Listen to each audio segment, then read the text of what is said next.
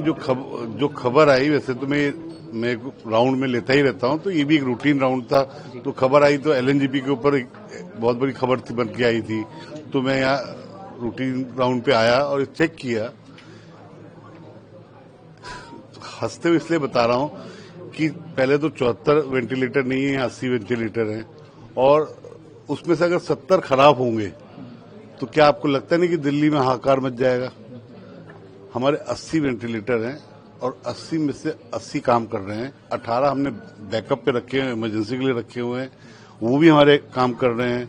हमने 222 central procurement में अपने वेंटिलेटर रखे हुए हैं कि कहीं कोई इमरजेंसी होगी तो वहां पे हम शिफ्ट कर सकते हैं वेंटिलेटरों को एक्स्ट्रा, मतलब कोई इमरजेंसी के लिए, जिसका हमने मेल 4 बार सारे हॉस्पिटल में कर रखा है कि भाई आपको कभी इमरजेंसी लगे तो आप मंगा सकते हैं।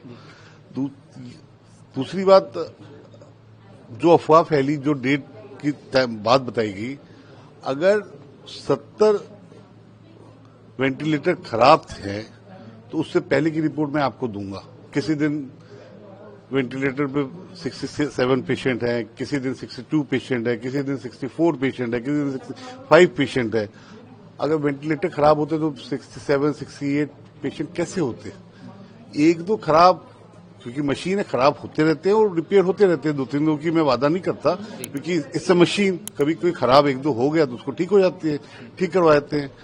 बट आज तो 80 के 80 ठीक है, लेकिन उस दिन का भी मैं आपसे कहना चाहूंगा कि एक दो खराब के सिवा कोई खराब नहीं मिलेंगी। हमारे पास रिपोर्ट है, मैंने रिपोर्ट की भी जांच की है कि 14 से पहले के तारीख से वेंटिलेटर में पेशेंट 65, 66, 67 हर रोज के एडमिट पेशेंट थे। तो कहां से, अगर वेंटिलेटर काम नहीं करा तो कैसे एडमिट थे उसमें? अफवाह अगर आप कह रहे हैं तो किसने अफवाह? देखिए, हम इसकी जांच कर रहे हैं कि ये कहां से निकली है, लेकिन मैं ये जरूर कहना चाहूंगा आपके चैनल के माध्यम से, और ये मेरी रिक्वेस्ट रहेगी, क्योंकि आप लोग एक मजबूत स्तंभ हैं लोकतंत्र के, कि इस अफवाहों को ना मानते हुए आप खुद जांच कीजिए। जांच में कमियां पाई जाए तो उसको हम और आप मिलकर ठीक करेंगे। दिल्ली को अच्छा बनाना है, दिल्ली, क्योंकि पिछली सरकार की चर्चा करने का कोई तुक नहीं है, वो तो कुछ भी बोल जाएंगे। उन्होंने दिल्ली के मॉडल, हेल्थ के मॉडल के ऊपर 11 साल में क्या किया है वो आपके सामने है। ना दवाइयां थी, ना टेस्ट थे, और आज इनके नेता कुछ भी बोल जाते हैं। साहब बहुत बुरा हाल है हेल्थ का। डायलिसिस सेंटर लगे आपके सामने लगे।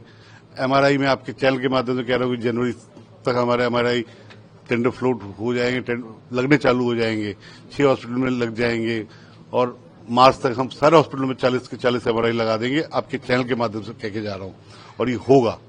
तो ये सब काम हो रहे हैं, वेंटिलेटर बढ़ा रहे हैं। बेड, जो केजरीवाल साहब ने जो बेड नहीं लगा सके वो क्या बात करेंगे?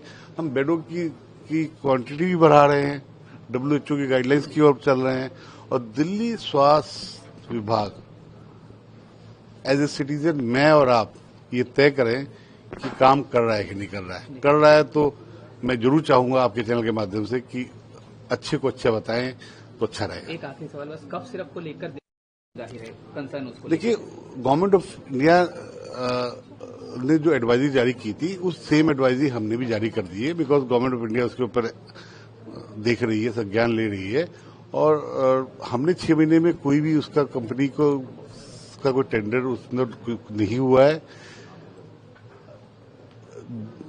हमने अपने हॉस्पिटलों में, प्राइवेट में, खासकर ड्रग केमिस्ट शॉपों पे भी इंस्ट्रक्शन दे दिए, दलवाया है कि ये दवाई ना लिखी जाए, ना बेची जाए।